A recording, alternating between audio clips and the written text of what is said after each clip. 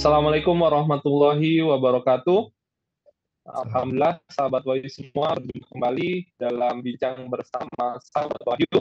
Dan Masya Allah, kita semua masih diberikan Allah SWT dalam kesehatan fisik. Dan mudah-mudahan juga Allah berikan kita kesehatan juga iman kita. Dan mudah-mudahan Islam yang berikan ini kita syukuri, yaitu dengan mendakwahkan Islam kafah. Baik, untuk tema kali ini kita akan mengambil judul UKT naik, rezim Jokowi mau cerdaskan bangsa atau membodohkan.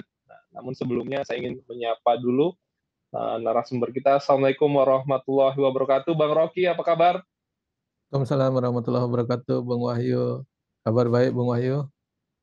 Alhamdulillah, kabar baik kita. Tapi ada kabar yang tidak baik ini, Bang Rocky. Ternyata banyak mahasiswa di Indonesia yang sedang melakukan demonstrasi terkait kenaikan UKT, Bang Rocky. Jadi kenaikan UKT atau uang kuliah tunggal disingkat UKT ini di berbagai perguruan tinggi, ada di Unsud, di UI, ITB, itu menjadi sorotan utama. Jadi setelah diterbitkannya keputusan Menteri Pendidikan, Kebudayaan, Riset, dan Teknologi tahun 2024, di beberapa kampus negeri terjadi berbagai protes. Sementara mereka menyatakan bahwa UKT atau uang kuliah tunggal yang awalnya hanya sekian menjadi berlipat-lipat kenaikannya. Nah, kira-kira apa tanggapan Bang Rocky dengan kenaikan UKT ini dan yang dilakukan teman-teman mahasiswa terkait protes mereka terkait demo mereka, Bang Rocky? Iya, sebelumnya saya menyapa dulu para pemirsa Bincang Sahabat Wahyu di berbagai penjuru negeri. Semoga semua dalam keadaan sehat dan diberikan rezeki yang barakah dari Allah Subhanahu wa taala. Kalau Amin. kita bicara tentang UKT, kemudian mahasiswa melakukan penolakan atau aksi dan sejenisnya, itu wajar-wajar saja karena mereka langsung terdampak itu. Nah, cuma memang yang perlu kita perhatikan bahwa sebenarnya kenapa harus dinaikkan UKT gitu. Jadi ini persoalan yang cukup serius di mana kondisi ekonomi masyarakat kita belum baik-baik saja gitu. Nah, kalau misalnya ekonominya sangat bagus, daya belinya bagus, mungkin tidak akan terjadi gejolak kalaupun mereka mengambil kebijakan menaikkan. Walaupun ini juga menurut saya bertentangan dengan konstitusi kita, karena sebenarnya dalam konstitusi itu salah satu amanat diperintahkan oleh konstitusi kepada rejim yang berkuasa, yaitu untuk mencerdaskan kehidupan bangsa salah satunya. Nah, wujud dari mencerdaskan kehidupan bangsa itu kan sebenarnya cara mencerdaskan salah satunya melalui program pendidikan bagi anak-anak kita, dari generasi penerus, maupun ya kalau sampai kepada mereka bisa melanjutkan kepada jenjang yang lebih tinggi, yaitu kuliah. Nah, kalau itu dinaikkan, dibebankan begitu tinggi kepada masyarakat, maka tentu makin banyak anak-anak yang tidak bisa melanjutkan kuliah atau tidak bisa lagi ikut mengenyam pendidikan tinggi karena persoalan biaya pendidikan yang semakin mahal, yang semakin tinggi. Dan itu menurut saya juga, apalagi kalau ada kabar ada perguruan tinggi negeri yang meminta uang pangkal, uang masuk, uang bangunan dan segala macam, itu aneh gitu. Karena kan namanya perguruan tinggi negeri kan dibiayai APBN itu harusnya. Nah, kenapa harus dibebankan kepada masyarakat lagi? Nah itu nanti masyarakat mempertanyakan, ada 20% APBN kita yang wajib dialokasikan ke bidang pendidikan, itu uangnya kemana? Kok urusan pendidikan masih harus dibebankan kepada masyarakat lagi dengan beban yang begitu besar? Nah ini yang mungkin butuh diperhatikan lagi. Kalaulah itu sekolah swasta atau perguruan tinggi swasta, mungkin masyarakat masih maklum karena swasta kan dia biaya operasionalnya maupun biaya pendidikannya diambil dari mahasiswanya, otomatis dibebankan kepada masyarakat. Tapi kalau ada perguruan tinggi seperti itu, ini masalah besar menurut saya. Dan ini menunjukkan bahwa pemerintahan rejim yang ada tidak serius menjalankan konstitusi untuk mencerdaskan kehidupan bangsa. Salah satunya adalah memberikan akses pendidikan kepada masyarakat. Itu Bung Wahyu.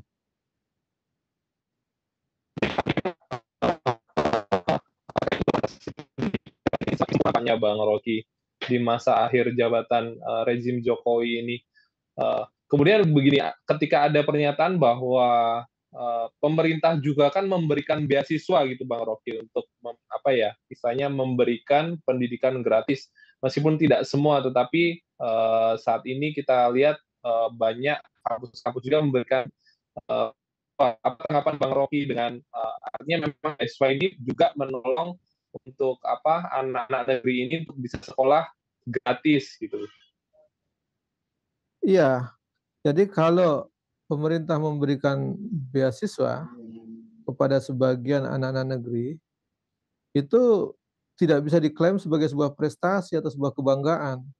Karena itu kewajiban sebenarnya. Kan sebagai amanat konstitusi memang wajib negara mencerdaskan kehidupan bangsa, salah satunya melalui pendidikan. Jadi kalau memberikan beasiswa, itu tidak harus dibanggakan. Itu sama dengan begini, kalau Bung Wahyu punya anak, Bung Wahyu bangga bilang, "Oh, saya ngasih beasiswa anak saya menyekolahkan gratis, saya biayai." Itu bukan kebanggaan karena hampir semua bapak-bapak juga yang punya anak membiayai sekolah anaknya, memberikan beasiswa kepada anaknya. Nah itu sebenarnya di situ konteksnya. Jadi ada kekeliruan cara pandang dan cara pikir dari pengelola negara ini terhadap kewajiban dia untuk menjalankan konstitusi, di mana biaya pendidikan mestinya dibuat semurah-murahnya atau bahkan tadi bilang gratis. Itu yang harusnya dilakukan dengan berbagai cara.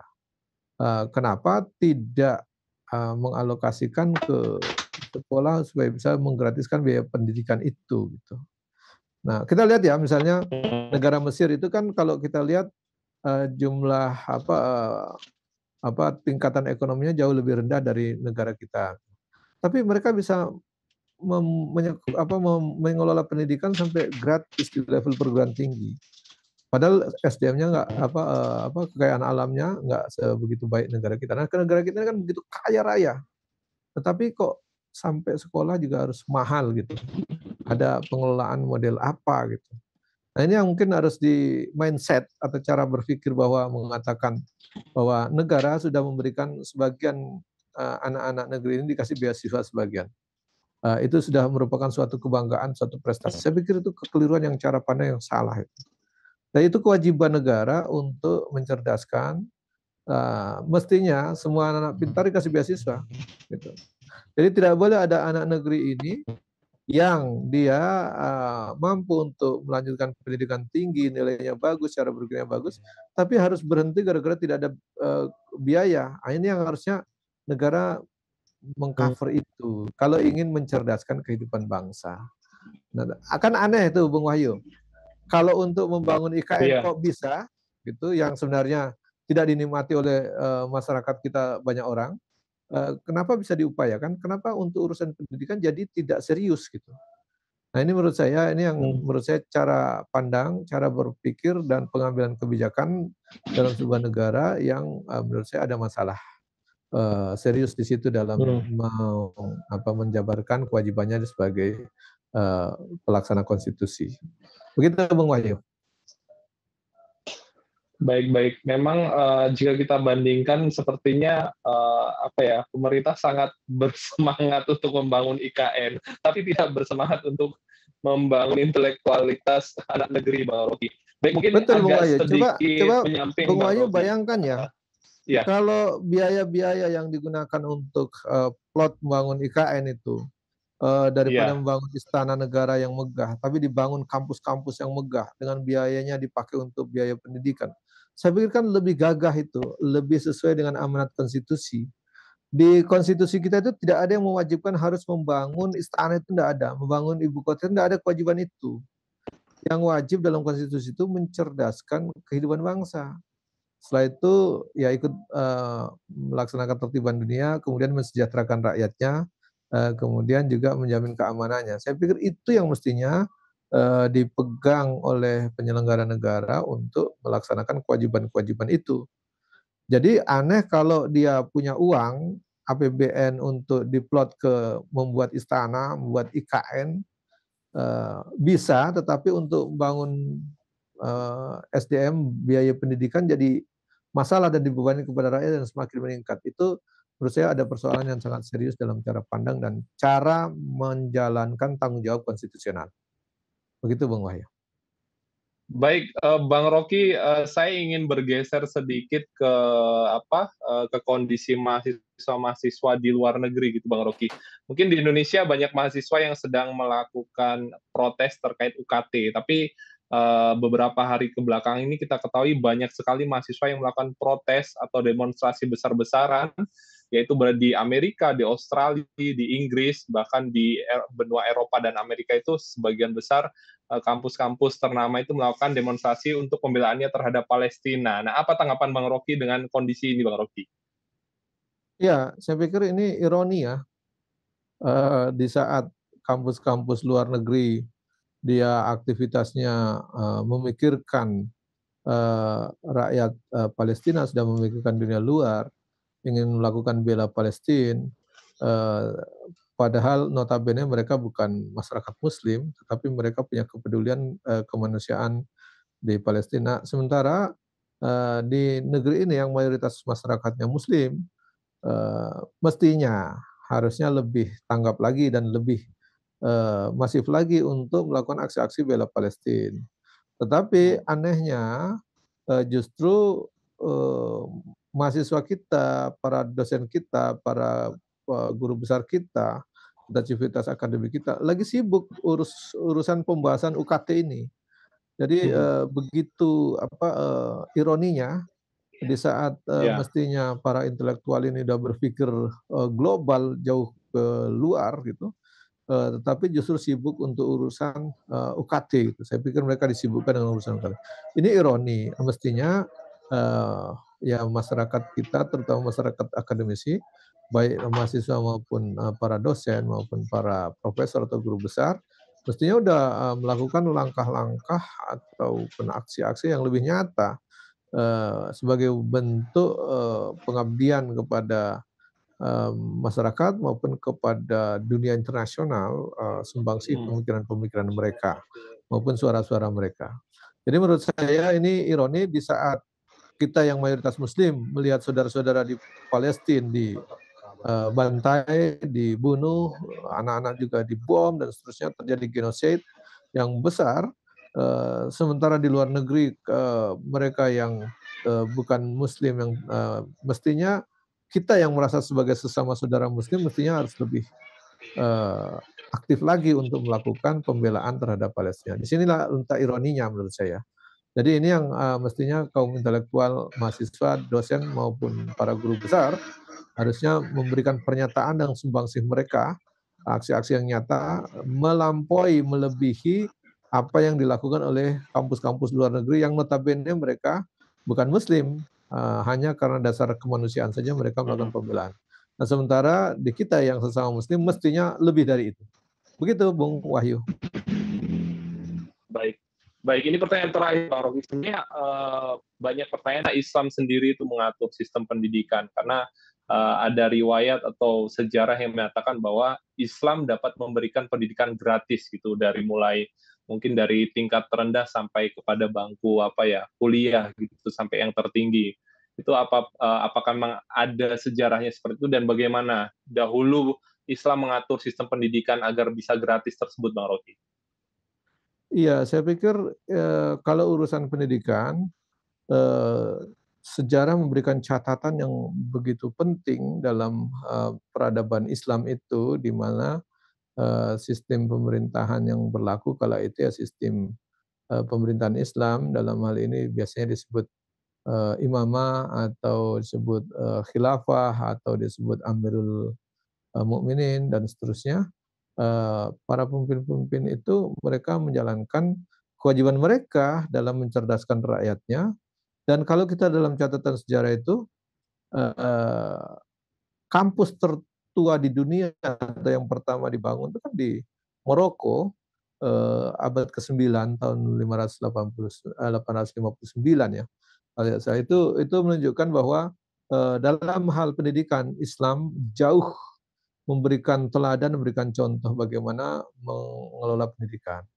Bahkan di zaman Khalifah Umar bin Khattab itu memberikan contoh bagaimana menggaji guru level dasar untuk yang mengajari membaca menulis huruf Iqra di level pendidikan dasar itu dengan 15 dinar. Nah, saya pikir itu cukup besar ya kalau dibandingkan sekarang, mungkin ya sekitar belasan juta ya mungkin. Kalau dinar kala itu. Jadi ini mungkin harus karena kalau kita ukur kan 1 dinar itu 4/4 gram emas. Iya. Nah, kalau dirupiahkan ya tentu sangat besar. Nah, saya pikir itu yang memberikan contoh. Kalau Islam sudah memberikan contoh bagaimana pendidikan itu begitu serius dibangun, begitu dicontohkan bagaimana pendidikan dalam Islam itu digratiskan karena menjadi kewajiban negara. Sebenarnya itu hal yang bisa dilakukan dulu, berarti sekarang mestinya lebih bisa. Kenapa? Kalau dulu para khalifah memberikan pendidikan gratis, menggratiskan pendidikan, membangun kampus yang begitu megah, membangun perpustakaan-perpustakaan yang begitu megah, tanpa harus membebani masyarakat. Bahkan kalau kita lihat sumber daya alam dulu belum dieksplorasi. Di zaman Umar bin Khattab itu tambang emas belum digali, belum dimanfaatkan. Tapi mereka mampu untuk bisa memberikan pendidikan yang gratis bagi masyarakat dan menggaji para gurunya dengan di atas kelayakan. Gitu. Apalagi di zaman Umar bin Abdul Aziz itu, nah itu kita bisa melihat bahwa hampir seluruh masyarakatnya hanya butuh 2 tahun lebih, tidak ada lagi yang berhak menerima zakat karena semuanya sejahtera dan kalau boleh dibilang kehidupannya mapan dan di atas rata-rata. Saya pikir itu tidak terjadi di zaman kapitalis sekarang. Di zaman kapitalis sekarang, justru kekayaan alam sudah dieksploitasi, tambang-tambangnya diambilin, kekayaan alam dikeruk, tetapi tidak digunakan untuk mensejahterakan masyarakatnya. Yang ada adalah jurang kesenjangan antara si miskin dan si kaya. Kekayaan alam dikangkangi oleh oligarki dan digunakan sebesar-besarnya untuk kepentingan mereka, bukan kemakmuran masyarakat. Hal itu terbukti misalnya ada gunung emas di Papua, tapi masyarakat masih ada di pegunungan yang mati karena kelaparan. Termasuk dalam hal pendidikan. Pendidikan justru sudah dikelola secara kapitalistik, di mana pendidikan-pendidikan berorientasi kepada pengelolaan bisnis, bukan model pelayanan kepada masyarakat. Sehingga tidak kewajiban negara, walaupun di APBN disebutkan bahwa ada aturan di undang-undang itu 20% untuk biaya pendidikan. Kalau 20% APBN kita 3.000 triliun, 20% itu kan besar. Berarti sekitar 600 triliun sendiri. 60 triliun. Iya, 600 triliun tuh luar biasa banyaknya itu. Nah, pertanyaannya uangnya kemana? Kenapa harus juga membebani masyarakat untuk biaya pengelolaan pendidikan? Ini yang perlu dipertanyakan, kemana uang-uang itu? Untuk apa saja? Bahkan tadi saya sindir, kalau taruhlah untuk biaya pendidikan tadi udah ada di plot ya, sekian ratus triliun, itu besar sekali. Kalau sampai mengatakan itu sudah habis misalnya, karena biaya pendidikan yang mahal dan sebagainya. Oke, lalu kenapa kita mampu mengalokasikan dan mau mengalokasikan untuk biaya membangun istana bisa, membangun ibu kota bisa, tetapi kenapa untuk pendidikan masih harus dibebankan kepada masyarakat? Dianggap nggak bisa dan bilang nggak ada dana. Ini juga persoalan serius. Makanya saya bilang ada di mindset pengelolaan rejim yang berkuasa ini, bagaimana mereka memahami kewajibannya dalam konstitusi untuk mencerdaskan kehidupan bangsa itu, apakah dianggapnya membangun IKN itu lebih untuk mencerdaskan, atau membangun kampus-kampus dan membebaskan biaya pendidikan itu yang lebih mencerdaskan. Saya pikir itu yang perlu dipertanyakan kepada para pemimpin-pemimpin di rejim Pak Jokowi ini. Begitu Bung Wahyu. Baik, Masya Allah, lumayan sangat mencerahkan sekali ini Bang Rocky penjelasan Bang Rocky terkait bagaimana Islam mengatur sistem pendidikannya, dan mudah-mudahan ini juga bermanfaat untuk sahabat Wahyu semua. Namun sebelum kita tutup Bang Rocky, kami ingin mendengarkan closing statement terkait tema kita, UKT naik, rejim Jokowi ingin mencerdaskan bangsa atau membodohkan. Silakan Bang Rocky. Iya, resiko menaikkan UKT, membebani biaya pendidikan kepada masyarakat, itu jelas tidak sejalan dengan amanat konstitusi. Nah, ini pertama. Kedua, dengan membebani kepada masyarakat ditambahkan biaya UKT dinaikkan, maka itu membebani mahasiswa. Kalau udah membebani mahasiswa, berarti yang membayar mahasiswa itu ada dua pola. Ada yang dibiayai oleh orang tuanya, ada mahasiswa yang sambil bekerja membiayai diri sendiri. Nah, akhirnya akan ada mahasiswa yang putus kuliah atau putus sekolah kalau dia tidak mampu. Kedua, akan ada pengalihan biaya yang harusnya untuk menambah gizi, untuk biaya yang lain, akhirnya karena UKT naik, akhirnya orang tua mengalokasikan untuk biaya pendidikan itu. Bahkan mungkin ada sebagian yang tidak melanjutkan kuliah gara-gara UKT-nya naik. Saya pikir ini perlu menjadi perhatian serius kalau memang sungguh-sungguh untuk mencerdaskan bangsa dan menjalankan kewajiban sesuai amanat konstitusi.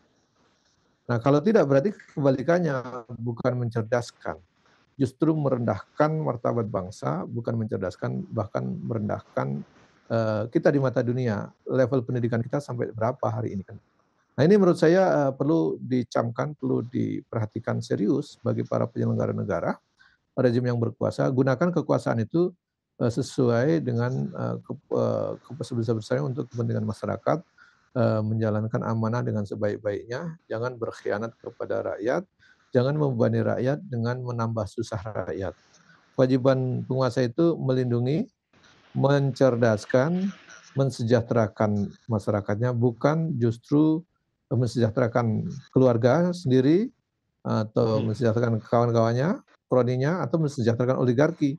Dan sebaliknya membebani biaya-biaya itu kepada masyarakat, baik dalam pungutan pajak maupun dalam pungutan pendidikan, baik apa itu UKT maupun apa dan sejenisnya. Saya pikir itu yang perlu kita renungkan kembali dan kita ingatkan kepada para penguasa.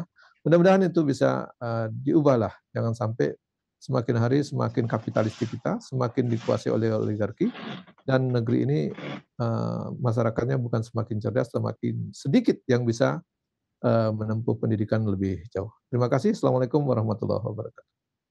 Waalaikumsalam warahmatullahi wabarakatuh. Baik, Masya Allah luar biasa. Baik, Bang Rocky terima kasih banyak atas waktunya, dan kepada sahabat semua silahkan apabila ingin memberikan tanggapan terkait tema kita, silahkan tulis di kolom komentar, dan kita minta untuk teman-teman semua membagikan, share, like, dan subscribe channel YouTube ini.